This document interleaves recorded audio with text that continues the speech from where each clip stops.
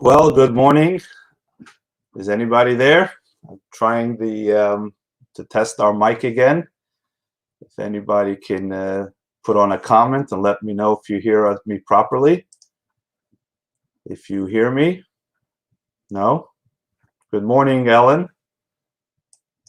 Good morning, Ellen. How are you? Do you hear me properly? If you could respond yes or no, then I know we can do this. All is good. It's working now. Great. All right. So let me get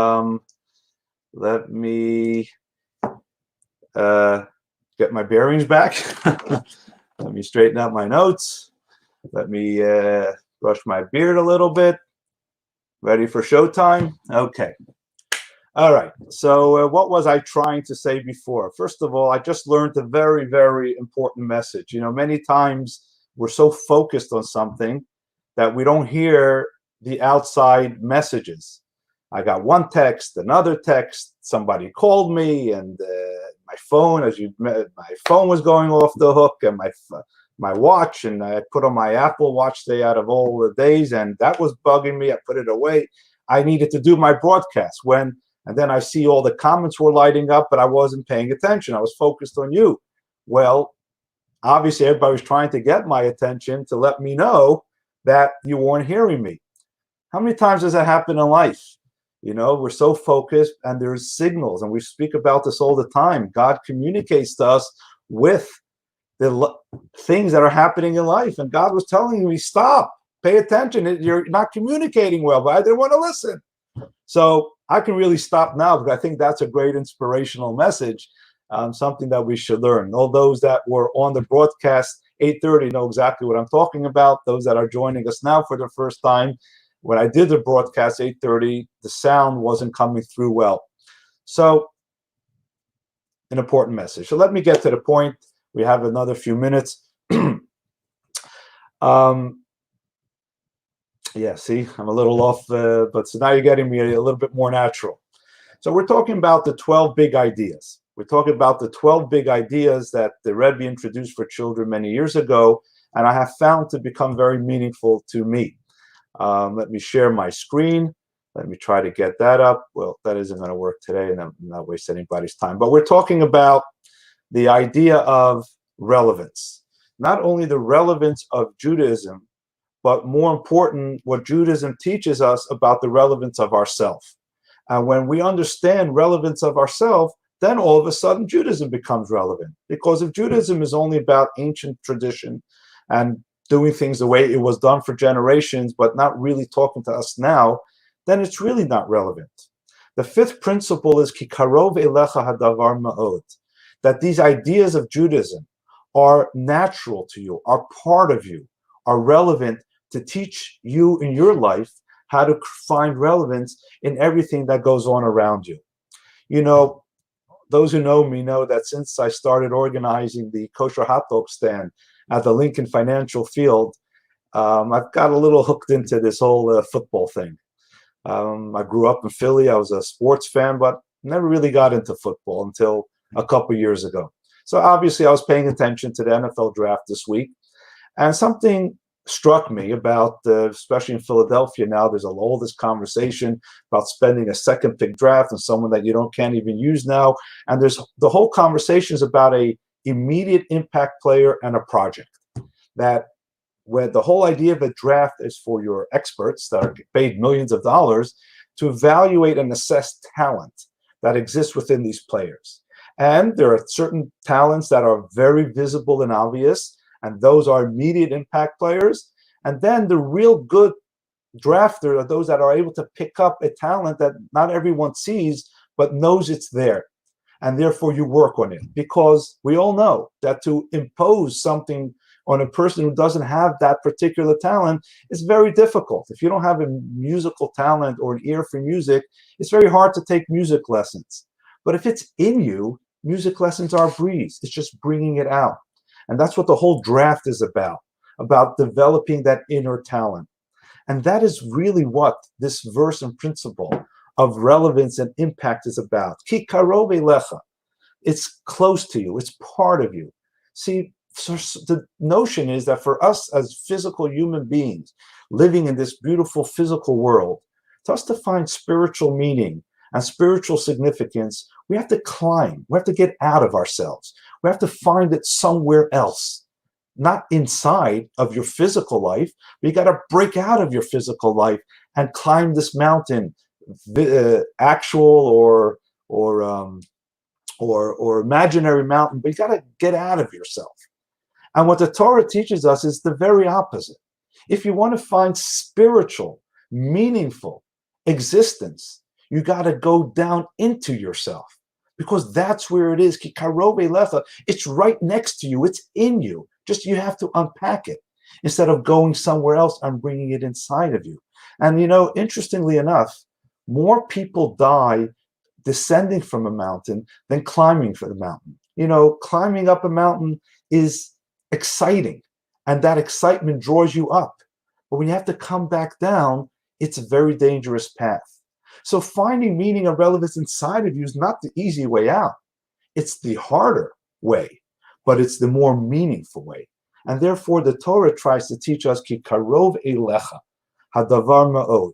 If you really want to find the significance, b'ficha v'vavcha la'asota, in your mouth, in your speech, action, thought, and everything, look deep inside of you. It's part of who you are. And when you can find that, then you have found the greatest source and reservoir that will continue to feed relevance and meaning into your life. I want to conclude this thought with a story, a very famous story of the Rebbe that I've shared many times, and it's been publicized many times. In fact, I encourage you to Google this name, Elliot Lasky, Lubavitch Rebbe. Those are the Google words, Elliot Lasky, Lubavitch Rebbe, and hear the story from the individual himself. And the story goes like this. It was in 1973, in January. Those days, January was bitter cold in New York City.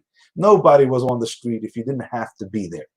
This is in front of 770, Lubavitch World Headquarters. The Rebbe would arrive around 10 o'clock, 9:30, 10 in the morning, and nobody stood outside of 770. The students would peek through the front door, and when they saw the Rebbe's car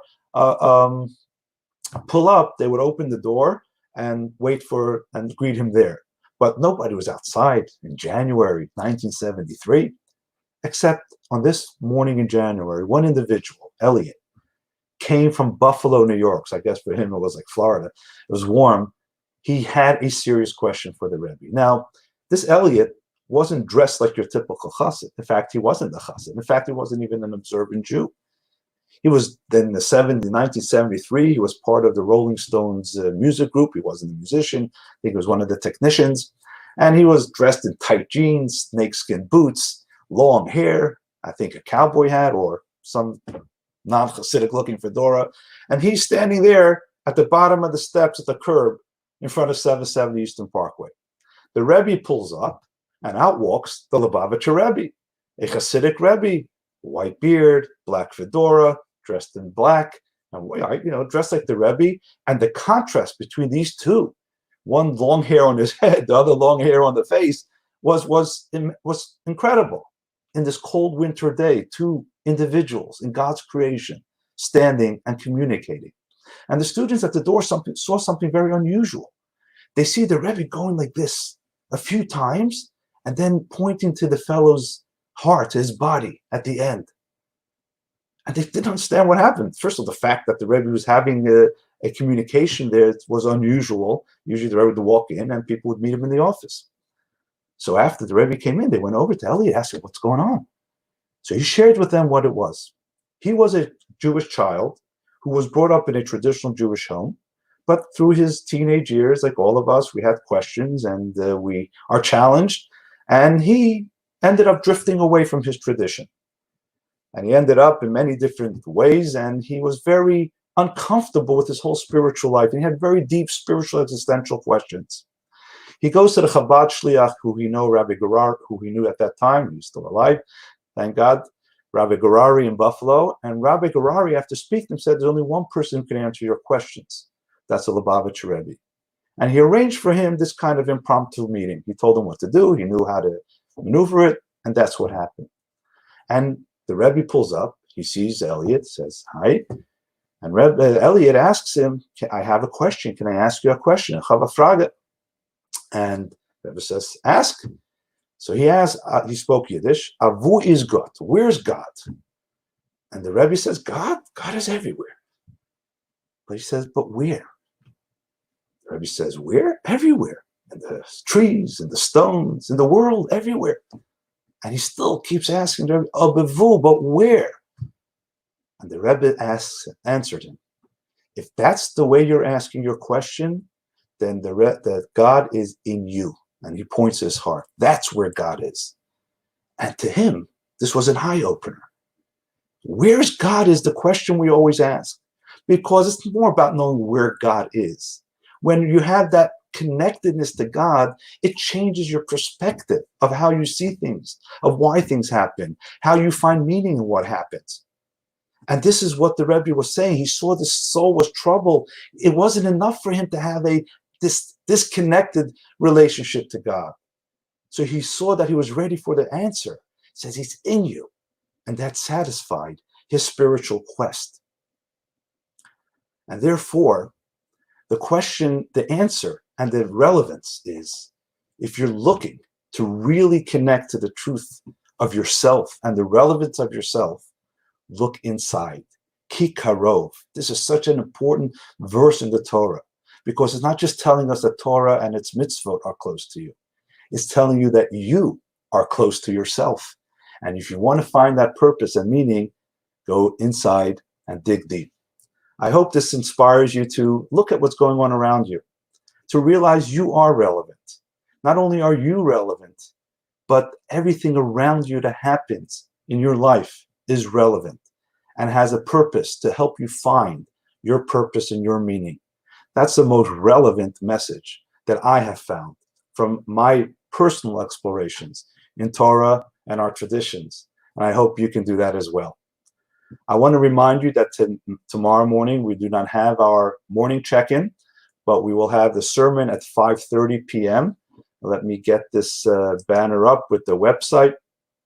jewishcenter.info/sermon, and we'll go on there. We have a very special entertainer guest, a short little entertainment, but to complement the sermon at the end. I think you'll be excited. It'll definitely bring some laughs to your Shabbat.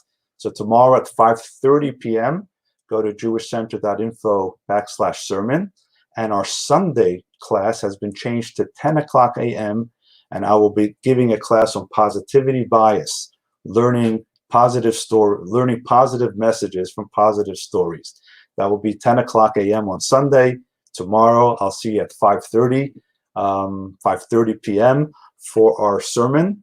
In the meantime, what I'm going to do now is check the messages, since many of you have been nice enough to leave some comments, and I see all is good. It's working.